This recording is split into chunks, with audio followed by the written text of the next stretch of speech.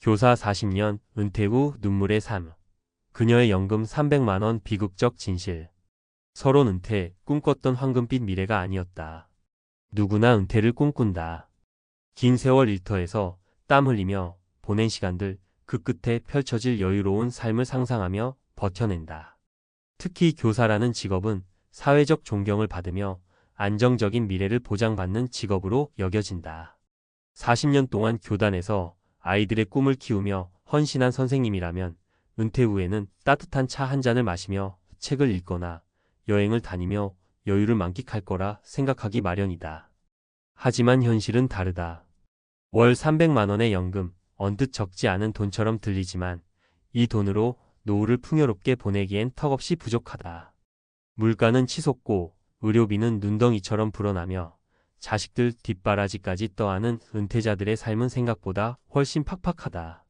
이 글은 40년간 교사로 헌신했지만 은퇴 후 예상치 못한 어려움에 부딪힌 한 여성의 이야기와 그녀처럼 은퇴 준비가 부족했던 이들의 사례를 통해 노후의 현실을 들여다보고 어떻게 대비해야 할지 구체적인 조언을 전하려 한다. 이건 단순한 이야기가 아니다. 우리 모두의 미래가 걸린 문제다. 본론 은퇴 후 삶의 불편한 진실과 대비책. 1. 연금 300만 원의 현실 충분할 것 같지만 그렇지 않다. 월 300만 원의 연금은 겉보기엔 나쁘지 않다. 40년간 교사로 근무하며 국민연금과 공무원연금을 꼬박꼬박 납부한 결과다. 하지만 이 돈으로 노후를 버티는 건 생각보다 훨씬 어렵다. 우선 물가를 보자. 2025년 현재 서울에서 2인 가구가 기본적인 생활을 유지하려면 월 350만 400만 원은 있어야 한다. 여기에 갑작스러운 의료비, 주거비, 자식들의 결혼이나 교육비 같은 큰 지출이 겹치면 연금은 순식간에 바닥난다. 게다가 은퇴 후 소득이 줄어들면서 세금 부담은 오히려 더 무겁게 느껴진다. 연금도 소득세 대상이니 실제 손에 쥐는 돈은 300만 원보다 적다. 내가 만난 김영희 가며 62세 선생님의 이야기는 이런 현실을 적나라하게 보여준다. 김 선생님은 40년간 중학교 국어 교사로 일하며 학생들에게 문학의 아름다움을 가르쳤다. 그녀는 퇴직 후 연금 300만 원을 받으며 작은 아파트에서 남편과 단둘이 살고 있다. 하지만 최근 남편의 만성질환 치료비로 매달 100만 원이 넘게 나가고 딸의 결혼 자금 지원 때문에 적금을 깨야 했다. 젊을 때는 연금이 있으면 충분할 줄 알았어요. 근데 막상 은퇴하고 보니 돈 나갈 때가 너무 많아요. 여행? 그건 꿈도 못 꿔요. 김 선생님의 목소리엔 깊은 한숨이 묻어 있었다. 은퇴 준비의 중요성 미리 시작하지 않으면 후회한다. 은퇴 준비는 단순히 돈을 모으는 것 이상이다. 재무 설계, 건강 관리, 그리고 새로운 삶의 목표를 세우는 일이 포함된다. 하지만 많은 이들이 연금이 있으니 괜찮겠지라는 안일한 생각으로 은퇴를 맞는다. 특히 교사처럼 안정적인 직업을 가진 사람들은 이런 경향이 더 강하다. 문제는 은퇴 후 예상치 못한 변수들이 삶을 뒤흔든다는 점이다. 사례 1 박미정 가명 65세 마이너스 의료비의 덫. 박미정 선생님은 초등학교 교사로 38년을 일했다. 퇴직 후 연금 280만 원을 받으며 비교적 여유로운 삶을 꿈꿨다. 하지만 3년 전 그녀가 유방암 진단을 받으면서 상황이 급변했다. 수술과 항암 치료로 1년간 2천만 원이 넘는 비용이 들었고 건강보험으로 일부를 충당했지만 비급여 항목과 간병비는 고스란히 그녀의 몫이었다. 연금으로는 도저히 감당할 수 없어 결국 저축을 모두 털고 아들에게 손을 벌렸다. 교사로 일할 때는 내가 이렇게 될 줄 몰랐어요. 건강이 제일 큰 자산인데 그걸 간과했죠. 박 선생님은 이제 건강관리의 중요성을 절감하며 매일 아침 1시간씩 걷기 운동을 시작했다. 사례 이준호 가명 60세 마이너스 자식 의존의 악순환. 이준호 선생님은 고등학교 수학 교사로 35년을 보냈다. 연금 310만 원을 받지만 그의 삶은 여유와는 거리가 멀다. 두 자녀가 아직 경제적으로 독립하지 못해 은퇴 후에도 학원비와 생활비를 지원하고 있다. 게다가 최근 아들의 사업 실패로 빚까지 떠안게 됐다. 내가 교사로 일하면서 아이들한테 너무 퍼줬나 봐요. 은퇴 후에도 자식 뒷바라지 하느라 내 노후는 없어요. 이 선생님의 사례는 자식과의 재정적 경계 설정이 얼마나 중요한지를 보여준다. 사례 3 최수진 가명 67세 사회적 고립의 그림자. 최수진 선생님은 영어 교사로 40년을 일하며 연금 300만 원을 받는다. 하지만 그녀의 가장 큰 문제는 돈이 아니라 외로움이다. 은퇴 후 교사로서의 정체성을 잃고 동료들과의 교류도 뜸해졌다. 학교에 있을 때는 늘 사람들로 북적였는데 지금은 하루 종일 집에서 혼자예요. 연금은 있지만 삶의 의미를 잃은 기분이에요. 최 선생님은 최근 지역 봉사활동에 참여하며 새로운 관계를 만들어가고 있지만 은퇴 전 사회적 네트워크를 유지할 준비가 부족했던 점을 후회한다. 3. 은퇴를 위한 실질적인 준비 지금 시작해야 할 것들. 이런 사례들을 보면 은퇴 준비는 단순히 돈만의 문제가 아니라는 걸 알 수 있다. 재무, 건강, 사회적 관계, 그리고 삶의 목표까지 종합적으로 접근해야 한다. 아래는 구체적인 조언들이다. 3.1 재무 설계 연금 외에 추가 수입원을 만들어라. 저축과 투자 젊을 때부터 소액이라도 주식, ETF 또는 부동산 펀드에 투자하라. 연금만으로는 물가 상승을 따라잡기 어렵다. 예를 들어 매달 50만 원을 20년간 연 5% 수익률로 복리 투자하면 약 2억 원의 자산을 만들 수 있다. 부업 탐색 은퇴 후에도 가벼운 부업을 통해 소득을 보충할 수 있다. 교사라면 과외, 온라인 강의, 교육 컨설팅 같은 일을 고려해보라. 요즘은 유튜브나 블로그로 자신의 경험을 공유하며 수익을 내는 은퇴자들도 많다. 지출 관리 은퇴 전부터 고정 지출을 줄이는 연습을 하라. 예를 들어 불필요한 보험을 정리하거나 외식 대신 집밥을 늘리는 것만으로도 큰 차이가 생긴다. 3.2 건강관리 건강이 재산이다. 정기검진, 암, 심장병 같은 중대한 질환은 조기 발견이 중요하다. 매년 종합건강검진을 받고 치과와 안과도 잊지 말라. 운동 습관 하루 30분 걷기, 요가 또는 근력 운동을 꾸준히 하라. 60대 이후 근육량 감소는 낙상과 같은 큰 사고로 이어질 수 있다. 식습관 고혈압, 당뇨를 예방하려면 저염식과 채소 위주의 식단을 유지하라. 특히 은퇴 후에는 외식보다 집에서 요리하는 습관을 들이는 게 좋다. 3.3 사회적 관계 외로움은 노후의 적. 커뮤니티 참여 지역, 도서관, 봉사단체 또는 취미 모임에 적극적으로 참여하라. 새로운 사람들과의 교류는 정신 건강에 큰 도움이 된다. 동료와의 연결 은퇴 전부터 동료들과 정기적으로 만나는 자리를 만들어라. 퇴직 후 갑작스럽게 연락이 끊기면 고립감이 커진다. 가족과의 대화, 자식들과 재정적, 정서적 경계를 명확히 하라. 은퇴 후에도 자식에게 의존하거나 반대로 지나치게 의지당하는 상황은 피해야 한다. 3.4 삶의 목표 은퇴는 새로운 시작이다. 취미 개발 은퇴 전부터 그림, 악기 연주, 정원 가꾸기 같은 취미를 시작하라. 취미는 단순한 여가 이상으로 삶의 목적을 제공한다. 배움의 지속, 새로운 언어를 배우거나 온라인 강의를 들으며 지적 호기심을 유지하라. 요즘은 무료로 제공되는 강의도 많다. 봉사활동, 자신의 경험을 사회에 환원하는 일은 큰 보람을 준다. 예를 들어 교사라면 지역 아동센터에서 무료 강의를 열어볼 수 있다. 4. 은퇴 후 삶을 풍요롭게 작은 변화로 큰 차이를. 은퇴는 끝이 아니라 새로운 시작이다. 하지만 그 시작이 행복하려면 준비가 필요하다. 김영입, 박미정, 이준호, 최수진 선생님의 사례는 우리에게 중요한 교훈을 준다. 연금 300만 원은 결코 적은 돈이 아니지만 그것만으로 노후를 버티기엔 부족하다. 재무 설계, 건강 관리, 사회적 관계, 그리고 삶의 목표를 체계적으로 준비해야 한다. 지금 30대, 40대라면 아직 시간이 있다. 매달 소액이라도 저축하고 건강을 챙기며 새로운 취미를 탐색하라. 50대라면 지금이라도 늦지 않았다. 지출을 점검하고 부업을 고민하며 은퇴 후의 삶을 구체적으로 그려보라. 결론, 당신의 은퇴 지금부터 준비하라.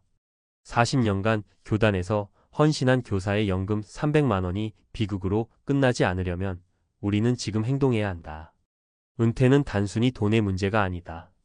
건강, 관계, 그리고 삶의 의미를 함께 준비해야 하는 종합적인 프로젝트다. 김영희 선생님처럼 예상치 못한 지출에 허덕이고 박미정 선생님처럼 건강 문제로 저축을 잃거나 이준호 선생님처럼 자식에게 의존하거나 최수진 선생님처럼 고립감에 시달리지 않으려면 지금부터 작은 변화를 시작해야 한다. 은퇴 후 눈물의 삶이 아닌 웃음과 여유로 가득한 삶을 꿈꾼다면 오늘 한 걸음 내디뎌 보자. 당신의 노후는 당신이 만드는 것이다. 많은 사람들이 은퇴 후의 삶을 걱정하며 이렇게 말합니다. 더는 돈 벌 수 없을 텐데 생활비는 어떻게 마련하지? 은퇴는 삶에서 새로운 시작이지만 준비되지 않은 경제적 불안감은 그 시작을 두려움으로 가득 채웁니다. 그런데 이런 불안감을 해결하는 사람들이 있습니다. 매달 안정적으로 400만 원씩 배당을 받으며 은퇴 후에도 걱정 없이 여유로운 삶을 살아가는 사람들 말이죠. 은퇴 후의 삶이 이렇게 안정적이고 편안할 수 있다니 은행조차도 놀랄 만큼 확실한 방법이 있다고 하면 믿으시겠습니까? 오늘은 바로 그 비밀을 함께 파헤쳐 보겠습니다. 은퇴 후 여유로운 삶, 월 400만 원 배당의 비밀. 많은 사람들이 은퇴 후를 두려워합니다. 이유는 간단합니다. 정기적인 소득 없이 매달 고정 비용을 감당하는 건 쉽지 않기 때문이죠. 하지만 은퇴 후에도 매달 400만 원씩 안정적인 수입이 들어온다면 어떨까요? 더 이상 돈 걱정 없이 여행을 떠나고 취미를 즐기며 가족들과 시간을 보낼 수 있습니다. 이게 정말 가능한 이야기일까요? 여기에는 몇 가지 중요한 원칙과 사례가 숨어 있습니다. 사례 1. 꾸준히 배당주에 투자한 50대 김씨 이야기. 김씨는 평범한 회사원이었습니다. 40대 중반에 우연히 배당주 투자를 알게 됐고 월급의 20%를 꾸준히 배당주에 투자하기 시작했습니다. 처음엔 매달 10만 원 정도의 배당금을 받는 수준이었지만 시간이 지나면서 그 금액은 눈덩이처럼 불어났습니다. 김씨는 배당을 재투자하는 전략을 사용해 원금을 키웠고 15년 뒤 은퇴할 때는 매달 400만 원을 받을 수 있는 포트폴리오를 완성했습니다. 김씨는 이렇게 말합니다. 처음엔 배당금이 적어서 실망했어요. 하지만 시간이 지나니까 복리의 힘이 진짜 놀랍더라고요. 지금은 은퇴 후에도 매달 안정적인 배당금을 받으니까 마음이 정말 편합니다. 교훈 배당주 투자는 단기적으로는 큰 효과를 보지 못할 수 있지만 장기적으로는 안정적인 소득을 만들어줍니다. 중요한 건 꾸준히 투자하고 배당을 재투자하며 복리의 힘을 활용하는 것입니다. 사례, 임대 수익과 배당을 병행한 60대 정씨 이야기. 정씨는 자영업자로 은퇴를 준비하며 배당 투자와 임대 수익을 병행했습니다. 그는 자녀가 독립한 후 남은 집 한 채를 월세로 돌리고 그 수익 일부를 배당주 투자에 사용했습니다. 그렇게 모은 배당주 포트폴리오는 정씨에게 매달 200만 원의 배당금을 안겨줬고 월세 수익 200만 원과 합쳐 매달 400만 원의 고정 수입을 확보했습니다. 정씨는 이렇게 말합니다. 처음엔 임대 수익만으로 충분하다고 생각했어요. 그런데 배당 투자를 병행하니까 소득이 더 안정적이고 여유로워졌습니다. 월세는 꾸준히 나오고 배당금도 분기마다 들어오니 은퇴 후에도 마음 편히 지낼 수 있죠. 교훈 부동산 임대와 배당 투자를 조합하면 더욱 안정적이고 다각화된 소득 구조를 만들 수 있습니다. 특히 고정된 월세와 배당금이 동시에 들어오면 재정적으로 큰 안정을 얻을 수 있습니다. 사례 3. 자산을 효율적으로 운용한 55세 박씨 이야기. 박씨는 은퇴를 앞둔 50대 후반의 회사원이었습니다. 평소 소비를 줄이고 은퇴 준비에 집중했던 그는 은퇴 직전 모은 자금을 효율적으로 배당 ETF 상장 지수펀드에 분산 투자했습니다. 박씨는 안정적인 고배당 ETF를 선택해 분산 투자했고 매달 400만 원의 배당금을 받을 수 있는 구조를 만들었습니다. 박씨는 이렇게 말합니다. 한 가지 중요한 건 투자할 때 리스크를 최소화하려면 분산 투자가 필수라는 거예요. 저는 안정적인 ETF와 고배당 주식에만 투자했어요. 그 결과 지금은 매달 고정적인 소득이 생겨서 은퇴 후에도 삶의 질을 유지할 수 있습니다. 교훈 ETF와 같은 분산 투자 도구는 리스크를 줄이면서도 안정적인 배당 수익을 낼 수 있는 훌륭한 선택지입니다. 특히 고배당 ETF는 초기 자본이 어느 정도 있다면 빠르게 소득을 창출할 수 있습니다. 월 400만 원 배당을 만드는 3가지 핵심 전략. 1. 꾸준한 배당주 투자. 배당주는 장기적으로 가장 안정적인 은퇴 소득을 제공합니다. 매달 배당금을 재투자하며 복리 효과를 극대화하면 시간이 지날수록 수익이 기하급수적으로 증가합니다. 2. 다각화된 소득원 확보.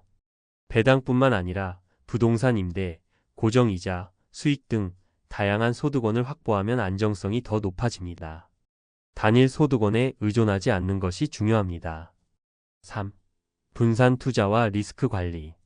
고배당 주식이나 ETF를 활용해 자산을 분산시키면 리스크를 줄이고 안정적인 수익을 얻을 수 있습니다. 다양한 섹터에 투자하면 시장 변동에도 흔들리지 않는 구조를 만들 수 있습니다. 왜 지금 시작해야 할까요? 많은 사람들이 은퇴 준비를 미루다 후회합니다. 하지만 준비는 빨리 시작할수록 유리합니다. 배당 투자와 복리의 힘은 시간이 지날수록 더 강력해지기 때문에 하루라도 빨리 계획을 세우고 실행에 옮기는 것이 중요합니다. 이제 당신 차례입니다. 은퇴 후에도 여유로운 삶을 누리고 싶다면 지금 바로 작은 행동을 시작하세요. 돈이 일하게 만드는 배당 투자의 비밀은 생각보다 간단합니다. 은퇴 후에도 매달 400만 원이 들어오는 삶, 꿈이 아니라 현실로 만들 수 있습니다. 월 400만 원 배당으로 누리는 여유로운 은퇴 생활. 전문가 칼럼. 많은 사람들이 은퇴 후 삶을 계획할 때 가장 먼저 떠올리는 건 돈입니다. 이는 결코 부정적인 고민이 아닙니다. 은퇴 후에도 안정적인 생활을 유지하려면 매달 꾸준한 소득원이 필요하기 때문입니다. 하지만 대부분의 사람들은 은퇴 준비에 대해 막연한 두려움을 느끼며 구체적인 행동을 시작하지 못하는 경우가 많습니다. 오늘은 월 400만 원 배당이라는 목표를 중심으로 어떻게 현실적인 은퇴 준비를 할 수 있는지 전문가적인 관점에서 풀어보겠습니다. 왜 배당 수익이 은퇴 준비에 적합할까? 먼저, 배당 수익은 은퇴 후 가장 안정적인 소득원 중 하나입니다. 은퇴자는 더 이상 월급이라는 고정 소득이 없기 때문에 매달 일정 금액이 들어오는 배당은 심리적 안정감을 제공합니다. 배당주의 가장 큰 장점은 꾸준함입니다. 잘 고른 배당주는 기업의 성장과 함께 배당금이 지속적으로 늘어날 가능성이 큽니다. 특히 배당금은 시장의 변동성에 큰 영향을 받지 않는 경우가 많아 경제가 불안정해도 생활비를 꾸준히 충당할 수 있습니다. 성공적인 은퇴 배당 포트폴리오 만들기. 1. 안정적인 배당주 선택. 배당주의 세계는 생각보다 넓습니다. 고배당주는 물론이고 배당을 꾸준히 늘려온 배당 귀족주도 있습니다. 예를 들어 미국의 P&G 프록터 앤드 갬블 같은 기업은 50년 넘게 배당금을 한 번도 줄인 적이 없죠. 국내에도 배당을 꾸준히 지급하며 성장하는 기업들이 있습니다. 특히 안정적인 배당주를 고르려면 기업의 실적과 배당 성향 배당금을 이익의 몇 %로 지급하는지를 꼼꼼히 살펴봐야 합니다. 배당률이 지나치게 높으면서 재무 상태가 불안정한 기업은 오히려 위험할 수 있습니다. 안정성과 수익률을 동시에 고려하는 균형 잡힌 선택이 중요합니다. 2. ETF로 분산 투자하기. ETF 상장 지수펀드는 배당 투자의 또 다른 훌륭한 도구입니다. ETF는 여러 주식에 분산 투자하기 때문에 개별 주식에 투자하는 것보다 리스크가 낮습니다. 특히 고배당 ETF는 은퇴자들에게 매우 인기 있는 선택지입니다. 예를 들어 미국의 유명한 고배당 ETF인 뱅가드 하이 디비덴드 일드 ETF VYM는 안정적인 배당금을 제공하면서도 리스크를 분산할 수 있습니다. 국내에도 삼성 자산운용이나 미래에셋 자산운용에서 발행하는 고배당 ETF가 있으니 참고하세요. 3. 배당금을 재투자하며 복리 효과 누리기. 배당 투자의 핵심은 복리입니다. 초기에는 배당금이 작아 보일 수 있지만 이 배당금을 다시 투자하면 시간이 지날수록 눈덩이처럼 커집니다. 예를 들어 연 4%의 배당을 주는 주식에 투자해 배당금을 재투자하면 20년 뒤에는 배당금만으로도 초기 투자 금액의 2배 가까운 수익을 올릴 수 있습니다. 복리 효과를 극대화하려면 장기적인 관점에서 꾸준히 투자하고 투자금을 빼지 않는 인내심이 필요합니다. 현실적인 은퇴 준비 사례로 풀어보기. 사례 1. 30대부터 배당 투자로 은퇴 준비를 시작한 이모 씨. 이모 씨는 30대 초반부터 매달 50만 원씩 배당주에 투자했습니다. 처음엔 23만 원 수준의 배당금을 받으며 큰 기대를 하지 않았지만 10년 뒤 배당금은 매달 50만 원을 넘어서기 시작했습니다. 20년이 지난 지금은 매달 200만 원 이상의 배당금을 받으며 이를 재투자해 자산을 더욱 늘려가고 있습니다. 그는 말합니다. 처음엔 배당금이 너무 작아서 별 의미가 없다고 생각했어요. 하지만 시간이 지나면서 복리 효과가 정말 놀랍더라고요. 지금은 은퇴를 준비하는 데 있어 가장 큰 자산이 됐습니다. 교훈 작은 금액이라도 꾸준히 투자하면 장기적으로 큰 자산을 만들 수 있습니다. 사례 2. 고배당 ETF로 소득을 안정화한 김모 씨. 김모 씨는 은퇴 직전 모은 자금을 고배당 ETF에 투자했습니다. 초기 자본이 많았던 그는 월 300만 원 정도의 배당금을 확보할 수 있었고 추가로 임대 소득까지 더해 매달 500만 원 이상의 안정적인 소득을 만들어냈습니다. 그는 이렇게 말합니다. ETF는 리스크가 낮고 관리가 쉬워서 마음이 편안했어요. 매달 배당금이 들어오니 은퇴 후에도 안정적인 생활을 유지할 수 있었습니다. 교훈 초기 자본이 있다면 ETF는 은퇴 후 안정적인 소득을 만들어주는 훌륭한 도구입니다. 사례 3. 50대 중반 은퇴 준비를 시작한 정모 씨. 정모 씨는 은퇴를 10년 앞두고 은퇴 준비의 필요성을 절감했습니다. 그는 배당주와 ETF를 병행해 투자했고 10년 만에 매달 150만 원의 배당 소득을 확보했습니다. 그는 현재도 꾸준히 배당금을 재투자하며 안정적인 은퇴 생활을 꿈꾸고 있습니다. 정 씨의 한마디. 조금 늦었다고 생각했지만 10년 동안 집중 투자하니 은퇴 후를 준비할 수 있었어요. 늦었다고 포기하지 마세요. 지금이라도 시작하는 게 중요합니다. 교훈 늦었다고 포기하지 말고 지금부터라도 꾸준히 준비하면 은퇴 후 안정적인 소득을 만들 수 있습니다. 배당으로 만드는 은퇴 후 안정적인 삶. 은퇴 준비의 핵심은 단순합니다. 시간과 꾸준함을 활용하는 겁니다. 많은 사람들이 은퇴 준비를 두려워하고 시작하지 못하는 이유는 내가 할 수 있을까? 라는 막연한 불안감 때문입니다. 하지만 작은 금액으로 시작해도 시간을 활용하고 복리의 힘을 믿는다면 누구나 매달 400만 원의 안정적인 소득을 꿈꿀 수 있습니다. 이제 여러분의 차례입니다. 더 이상 언젠가 해야지라고 미루지 마세요.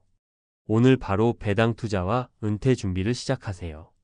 여러분의 은퇴 후 삶이 지금 이 순간의 결정으로 완전히 달라질 수 있습니다. 돈이 일하게 하라. 이 간단한 원칙을 기억하며 은퇴 후에도 경제적 자유를 누리는 삶을 만들어 보세요. 노후는 어떻게 준비하고 계신가요? 이 질문에 당당히 답할 수 있는 사람이 얼마나 될까요? 우리 모두 노후를 꿈꿉니다. 평생 일해온 자신에게 주는 작은 보상이자 가족들과 함께 여유를 만끽할 수 있는 시간으로 말이죠. 그런데 아이러니하게도 그 노후를 준비하다가 오히려 더 큰 위기에 빠지는 사람들이 있습니다. 잘못된 선택과 과도한 욕심, 그리고 정보 부족이 어우러져 노후 자금이 한순간에 사라지고 빚더미에 앉는 비극을 초래하곤 합니다. 이 글에서는 은퇴 후 삶을 준비하다가 겪게 된 현실적인 실패 사례와 이를 통해 얻을 수 있는 교훈에 대해 이야기해 보겠습니다. 나는 아니겠지라고 생각했던 그 함정이 여러분의 코앞에 있을지도 모릅니다. 잘못된 판단이 가져온 은퇴 후의 재앙. 첫 번째 사례, 지식산업센터에 투자했다. 전 재산을 날린 60대 부부. 서울 외곽에 거주하던 김씨 부부는 은퇴 후 고정 수입을 마련하기 위해 지식산업센터에 투자했습니다. 주변의 말만 듣고 안정적인 수익을 보장한다는 광고에 혹했던 겁니다. 월세를 받을 수 있다는 기대감에 전 재산을 쏟아부었지만 공실률이 점점 높아지고 임대가 불가능한 상태가 되면서 상황은 급속도로 악화됐습니다.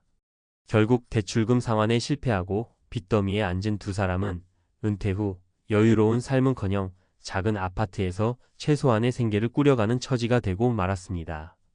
김 씨는 이렇게 말했습니다. 그때 왜 꼼꼼히 알아보지 않았는지 후회뿐입니다. 남들만 믿은 제 잘못이죠. 좋은 투자 상품에 대한 지나친 낙관은 금물. 노후 자금을 지키려면 절대로 묻지마 투자를 해선 안 됩니다. 투자 상품의 리스크를 철저히 분석하고 전문가의 조언을 받는 과정이 필수입니다. 두 번째 사례, 프랜차이즈 창업에 도전했다. 실패한 55세 여성. 퇴직 후 안정적인 수입을 위해 소규모 프랜차이즈 카페를 오픈한 박 씨는 초반에는 꽤 성공적으로 운영했습니다. 하지만 예상치 못한 임대료 상승과 팬데믹으로 인한 매출 감소가 겹치면서 상황이 악화됐습니다. 운영 자금을 대출로 충당하면서 점점 빚이 늘어났고 결국 사업을 접게 되었습니다. 박 씨는 처음엔 은퇴 후 경제적 자유를 꿈꿨는데 오히려 큰 빚만 남았어요. 가족에게도 미안할 따름입니다 라며 눈물을 흘렸습니다. 교훈: 창업의 현실을 명확히 이해하라. 은퇴 후 창업은 매력적으로 보일 수 있지만 시장 상황과 위험 요인을 충분히 고려해야 합니다. 사전 준비 없이 창업에 나섰다가 실패하면 모든 것을 잃을 수 있습니다. 세 번째 사례, 자녀 교육비에 전 재산을 쏟아붓고 파산한 58세 가장. 최 씨는 두 자녀의 해외 유학과 고급 교육 과정을 위해 은퇴 자금 대부분을 사용했습니다. 자녀들이 좋은 직업을 가져 부모의 부담을 덜어줄 거라는 기대가 있었지만 현실은 달랐습니다. 큰돈을 들인 자녀는 아직 안정적인 직장을 구하지 못했고 최 씨는 기대와 달리 은퇴 후에도 경제적 어려움에 시달리고 있습니다. 그는 자녀가 잘 되길 바라는 마음은 이해되겠지만 나 자신의 미래를 너무 가볍게 여긴 결과였습니다 라고 후회했습니다. 교훈: 자녀에게 올인하기 전에 자신의 노후를 먼저 생각하라. 부모로서 자녀를 돕고 싶은 마음은 이해됩니다. 하지만 자신의 노후 자금을 모두 자녀에게 투자하는 건 위험한 선택이 될 수 있습니다. 자녀도 부모가 경제적으로 안정적인 상태에서 더 큰 도움을 받을 수 있습니다. 은퇴 후 실패를 피하기 위한 3가지 핵심 전략. 1. 현실적인 재정 계획 세우기. 막연한 기대감에 의존하지 말고 자신의 현재 자산과 예상 지출을 꼼꼼히 계산해야 합니다. 재정 전문가와의 상담을 통해 객관적인 재정 플랜을 세우는 것도 좋은 방법입니다. 2. 안전 자산과 다양한 수익원 확보. 은퇴 자금을 한 곳에 몰아넣지 말고 다양한 자산에 분산 투자하세요. 특히 고정적인 수입원을 만들기 위해 안정적인 투자처를 고려하는 것이 중요합니다. 3. 자신의 역량에 맞는 창업과 소비. 창업은 신중해야 하며 무리한 소비를 줄이는 것이 중요합니다. 자신의 역량을 냉정히 판단하고 과감하게 하지 말아야 할 것을 정하는 결단력이 필요합니다. 마무리하며 노후 준비는 단순히 돈을 모으는 게 아닙니다. 어떻게 지키고 어떻게 사용할지에 대한 전략이 필요합니다. 위의 사례는 극단적일 수 있지만 우리 모두에게 경각심을 줍니다. 은퇴 후 삶을 준비하는 데 있어 가장 중요한 것은 욕심을 버리고 냉정하고 이성적으로 판단하는 것입니다. 혹시 지금 막연한 기대감이나 주위의 말만 믿고 움직이고 있진 않으신가요? 오늘부터라도 노후 계획을 다시 한번 점검해 보세요. 미래는 준비한 만큼 안전해질 수 있습니다. 은퇴 후 실패하지 않는 노후 계획 전문가 칼럼. 노후를 준비하면서 실패하는 가장 큰 이유는 무엇일까요? 많은 사람들은 노후 준비가 단순히 돈을 많이 모으는 것으로 끝난다고 생각합니다. 하지만 현실은 전혀 다릅니다. 노후 준비는 얼마나 모았느냐가 아니라 모은 돈을 어떻게 관리하고 어떤 삶을 설계하느냐에 따라 성공과 실패로 나뉩니다. 이번 칼럼에서는 전문가로서 은퇴 후 실패를 막기 위한 구체적인 전략과 통찰을 공유하고자 합니다. 실패하는 노후 준비의 공통점. 1. 모호한 목표 설정. 돈을 많이 모으면 된다. 이 말은 듣기엔 단순하고 직관적이지만 막상 행동으로 옮기면 구체성이 결여돼 있습니다. 은퇴 후 필요한 자금은 개인의 라이프 스타일, 건강 상태, 자녀 지원 여부 등에 따라 천차만별입니다. 예를 들어 월 200만 원으로 충분하다고 생각했던 사람이 예상치 못한 의료비나 가족의 경제적 어려움으로 공경에 빠지는 경우가 흔합니다. 목표가 명확하지 않으면 준비 과정도 흐릿해지고 결국 실패로 이어질 가능성이 높습니다. 2. 리스크 관리 부족. 투자는 무조건 안정적이어야 한다. 혹은 고수익이 필요하다. 이 두 가지 극단적인 생각이 문제를 만듭니다. 안정성만 고집하다가 물가 상승률을 따라가지 못하거나 고수익을 쫓다가 손실을 보는 상황에 놓일 수 있습니다. 균형 잡힌 포트폴리오를 구성하지 못하면 은퇴 자금이 위태로워지는 건 시간 문제입니다. 3. 지나친 소비나 의존. 노후에도 지금처럼 살고 싶다. 많은 사람들이 은퇴 후에도 현역 시절과 동일한 소비 패턴을 유지하려 합니다. 반면 일부는 자녀나 배우자에게 의존하려는 경향이 강합니다. 이런 접근은 독립성을 해치고 예상치 못한 재정적 위기를 초래할 수 있습니다. 성공적인 노후 준비를 위한 3가지 핵심 전략. 1. 구체적인 재정 목표 설정. 목표는 숫자로 명확히 표현돼야 합니다. 노후에는 월 200만 원이 필요하다가 아니라 65세부터 85세까지는 월 200만 원, 이후에는 월 150만 원을 지출하며 의료비로 연간 300만 원을 추가로 책정한다처럼 세부적으로 계획을 세워야 합니다. 이 과정에서 자신의 현재 자산과 연금, 그리고 추가 수입원을 종합적으로 분석해야 합니다. 전문가, 상담이나 온라인 재정 계산 도구를 활용해 현실적인 목표를 설정하세요. 2. 포트폴리오 다양화. 모든 재산을 한 곳에 몰아넣는 것은 매우 위험한 선택입니다. 부동산, 주식, 채권, 예금 등 다양한 자산군에 분산 투자해야 합니다. 특히 최근에는 ETF와 같은 저비용 투자 상품이나 배당주와 같은 안정적인 수익을 제공하는 자산이 노후 준비에 적합하다는 평가를 받고 있습니다. 또한 비상금을 마련하는 것도 중요합니다. 최소 6개월에서 1년 정도의 생활비를 언제든 사용할 수 있는 현금으로 확보하는 것이 안정성을 높입니다. 3. 소비와 욕심의 균형 찾기. 적게 쓰고 많이 남기자는 단순한 말처럼 들리지만 실천은 어렵습니다. 은퇴 후에는 소비와 절약의 균형을 맞추는 것이 중요합니다. 지나치게 절약만 하다 보면 삶의 질이 떨어지고 과소비를 하면 금세 자금이 고갈됩니다. 가령 매달 가족 외식비로 50만 원을 사용하던 가정이 은퇴 후 이를 30만 원으로 줄이되 나머지 20만 원은 자녀와 함께 여행을 가거나 자신을 위한 취미 활동에 투자한다면 효율적인 소비를 할 수 있습니다. 실패를 피한 성공적인 사례. 사례 1. 작은 행복에 집중한 70대 부부. 경기도에 거주하는 70대 부부는 은퇴 후 월 150만 원의 소득으로 만족스러운 삶을 살고 있습니다. 이들의 비결은 간단합니다. 매달 예산을 철저히 관리하고 큰 욕심을 부리지 않는 것입니다. 처음엔 걱정이 많았어요. 그런데 막상 지출을 줄이고 나니 오히려 삶이 더 풍요로워지더라고요. 필요 없는 물건을 사지 않고 가까운 공원에서 산책하는 게 큰 행복이 됐어요. 사례 2. 작은 가게 창업으로 안정된 노후를 만든 60대 여성. 퇴직 후 작은 꽃집을 운영 중인 한 여성은 매달 약 100만 원의 추가 수입을 얻으며 은퇴 후 삶을 즐기고 있습니다.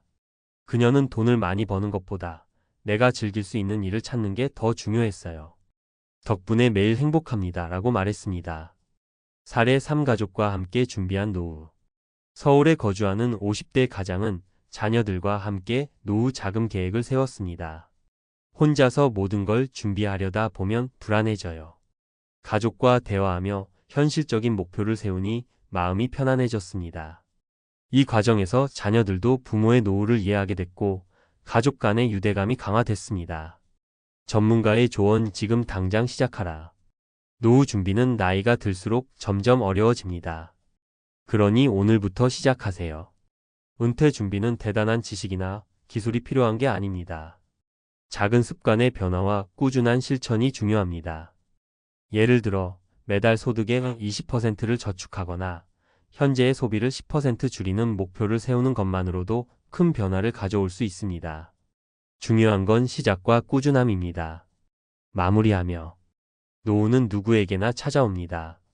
하지만 어떻게 맞이하느냐는 우리의 선택에 달려 있습니다.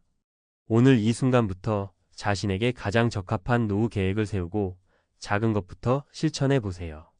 돈뿐만 아니라 삶의 만족감까지 챙기는 은퇴 후 삶을 만들어가는 길은 생각보다 가까이 있습니다. 실패하지 않는 노후는 꿈이 아니라 선택입니다. 여러분의 노후가 성공으로 가득 차길 진심으로 응원합니다. 아침에 눈을 뜨면 출근할 수 있다는 사실 하나만으로도 감사하다는 이야기, 정말 많은 분들이 가슴 깊이 공감하실 거예요. 사실 50대 중후반, 특히 회사에서 임원 타이틀까지 달아봤던 분들에게는 퇴직이 단순한 이직이 아니라 내가 이제 어디에도 필요하지 않은 건 아닐까 하는 깊은 상실감과 부끄러움으로 다가옵니다. 저도 수많은 분들께 그런 얘기 들었어요. 나는 대기업 H백화점에서 잘 나가던 임원이었어. 근데 55세 명퇴 이후엔 잡코리아만 눈 빠지게 보면서 6개월을 버텼지. 안 되더라.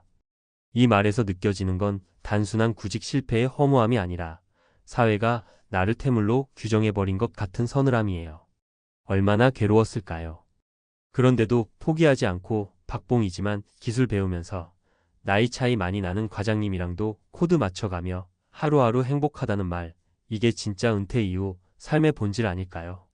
사실 많은 사람들이 은퇴를 준비할 때 돈 얘기만 해요.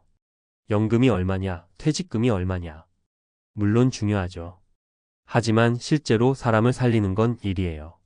거창한 직업이 아니라 아침에 일어나서 나갈 곳이 있고 거기서 누군가랑 함께 웃고 조금이라도 내 손에 기술이 남고 내가 쓸모 있다고 느낄 수 있는 그 경험이요.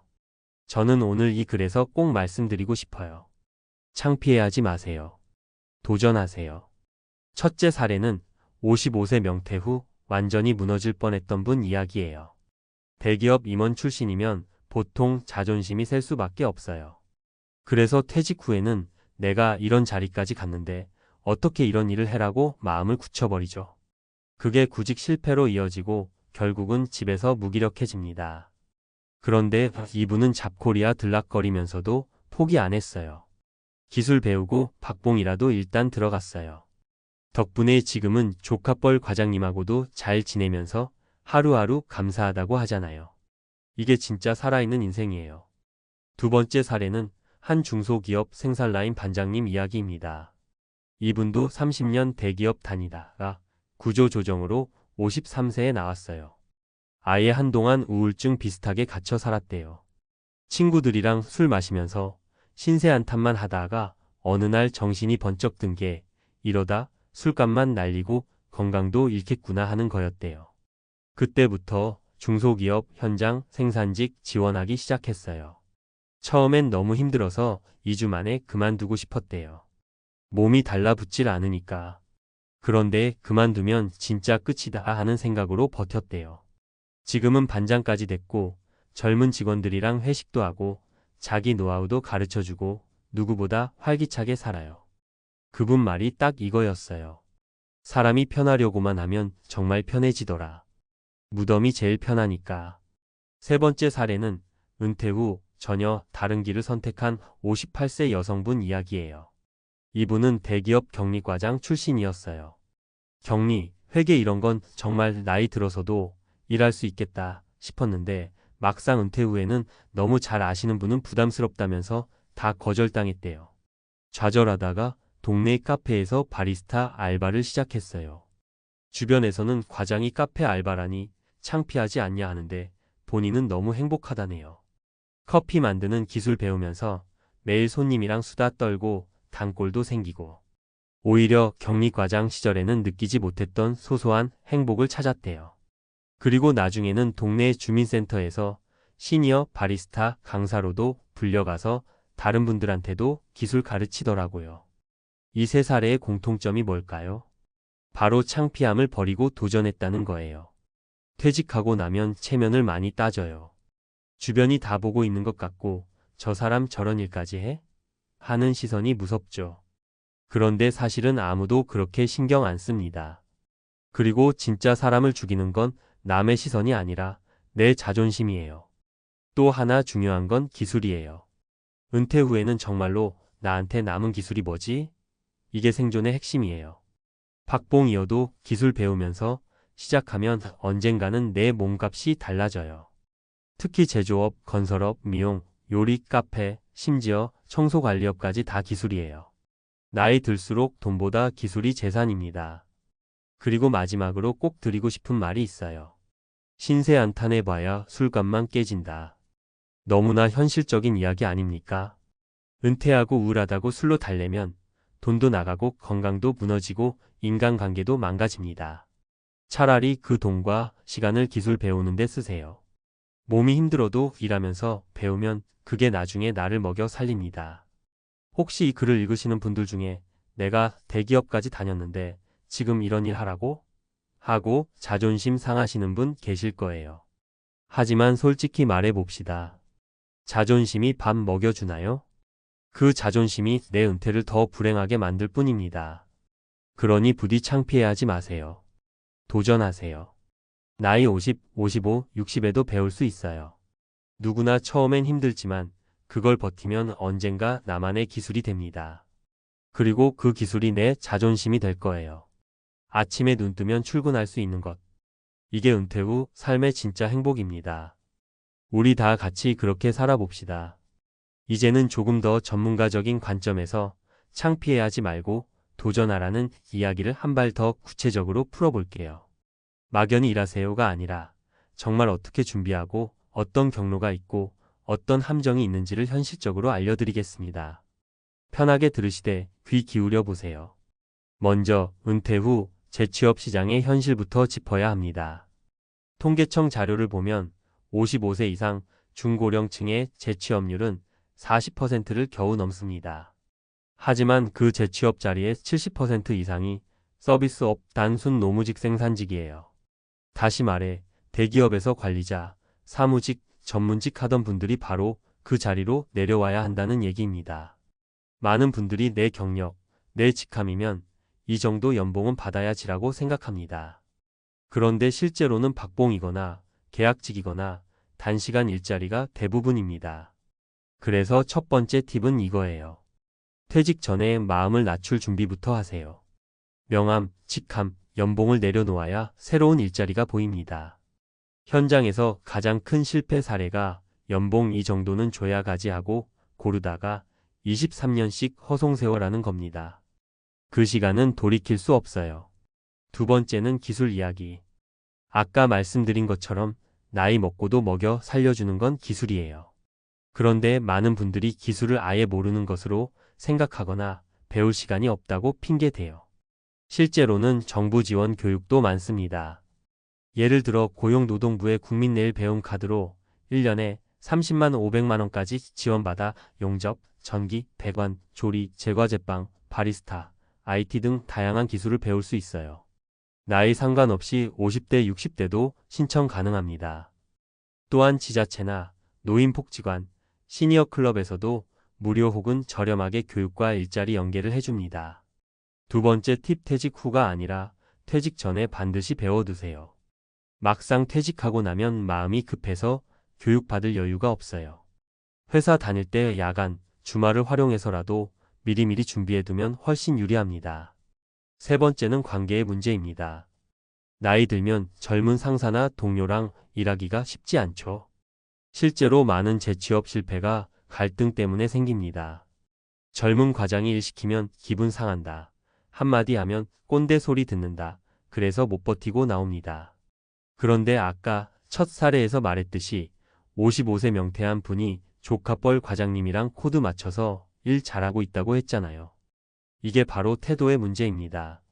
세 번째 팁 관계는 기술이다. 이건 돈 주고도 못 사는 기술이에요.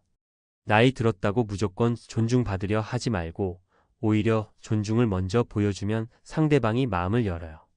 젊은 상사에게 이거는 내가 잘 모르니까 좀 알려줘라고 솔직히 말해보세요. 오히려 신뢰가 생기고 팀에서 꼭 필요한 사람이 됩니다. 네 번째로는 현실적인 재무 계획입니다. 많은 분들이 박봉이면 생활이 안 되는데 어떻게 하냐고 말합니다. 맞습니다. 무턱대고 재취업하면 빚이 늘어날 수도 있어요. 그래서 중요한 건 퇴직 전부터 지출 구조를 줄이는 거예요. 실제로 은퇴 이후 한 달 생활비를 350만 원 쓰던 분이 220만 원으로 줄여서 재취업 소득연금으로 버티는 사례가 많아요. 특히 대출 원리금 상환, 차량 유지비, 과도한 외식비나 술값이 은퇴자, 가계의 최대적입니다. 퇴직 전 최소 1년은 미리 생활비를 박봉 재취업 수준으로 맞춰서 시뮬레이션 해보세요. 그렇게 몸에 맞는 옷을 입어야 재취업 급여에도 적응이 됩니다. 다섯 번째는 멘탈 관리입니다. 퇴직 후 우울감, 상실감은 정말 무섭습니다. 통계적으로도 은퇴 후 23년 사이에 우울증 진단 받는 비율이 확 올라갑니다. 그 원인 중 하나가 나는 더 이상 쓸모없다는 생각이에요. 하지만 출근을 하면 달라집니다. 설령 월급이 적어도 누군가 나를 필요로 하고 내가 하루를 채우는 느낌이 나를 살려줍니다. 그래서 저는 은퇴 후 재취업을 치료라고까지 표현합니다. 이걸 절대 과소평가하지 마세요. 마지막으로 주의사항을 꼭 하나 알려드릴게요. 요즘 시니어 창업 권유하는 광고 많죠? 치킨집 차리면 월 500 벌어요. 카페 차리면 노후가 여유롭습니다. 실제로는 은퇴자, 창업의 80%가 3년 안에 문을 닫습니다. 가장 큰 이유가 경험 부족, 상권 조사 실패, 가족관계 스트레스입니다. 창업은 재취업보다 훨씬 위험합니다. 정말 하고 싶으면 적어도 6개월 이상 관련 업종에서 일해보고 배우고 시작하세요. 자본금이 있다면 오히려 나중에 기술을 배워서 소규모 1인 자영업으로 전환하는 게 훨씬 안전합니다. 자, 정리하면 이렇습니다. 마음을 낮추면 일자리가 보인다. 기술은 나이 들어서도 나를 먹여 살린다. 관계는 기술이다. 젊은 상사와도 배울 자세로 임하라. 재취업 급여 수준으로 생활비를 미리 맞춰라. 출근이 곧 멘탈 치료다. 창업은 위험하다. 충분히 배우고 시작하라. 여러분, 창피할 거 하나도 없습니다. 50대, 60대, 70대에도 사람은 배울 수 있고 쓸모 있을 수 있어요. 아침에 눈 뜨면 출근할 수 있다는 게 얼마나 큰 축복인지 은퇴해보면 깨닫습니다. 지금이라도 늦지 않았습니다. 우리 모두가 당당하게, 겸손하게 배우며 또 한 번 멋진 커리어를 만들 수 있길 바랍니다. 그리고 선배로서 자신 있게 말씀드립니다. 포기하지 마세요. 도전하세요. 반드시 할 수 있습니다.